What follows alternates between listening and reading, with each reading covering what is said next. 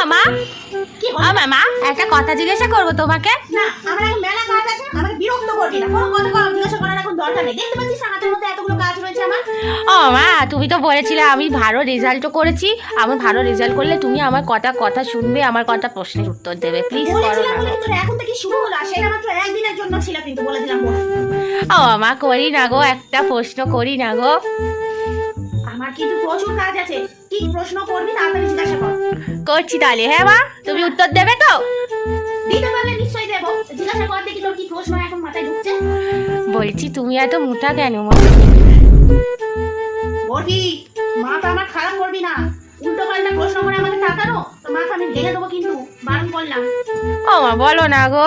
আচ্ছা আরেকটা প্রশ্ন করি একটা। তোর এই ফালতু প্রশ্ন আমি উত্তর দিতে রাজি নই। তোর কোনো ভালো প্রশ্ন থাকলে কর, না আমাকে সহজ যেতে দে। রান্না ও মা শোনো না, আর একটা প্রশ্ন করবো, একটা না আরো দুটো করবো প্লিজ মা। কি হয়েছে নাকি?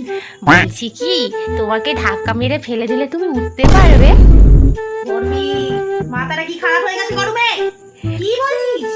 আরেকটা প্রশ্ন করছি, লাস্ট না, তুই প্রশ্ন। আর প্রশ্ন করবি না। একটাই করবো মা প্লিজ, আর ভালো প্রশ্ন দেখো প্লিজ প্লিজ প্লিজ। প্রশ্নটা যদি উল্টো পাল্টা করেছিস না বলবি, তোর মাথা আমি ভাঙবো আজকে। বলছি কি মা, তুমি কি ছোট থেকে এরা মোটা? তোর আজকে আমি মাথা মেরে ভেঙে দেবো, তারপরে তোর মাথা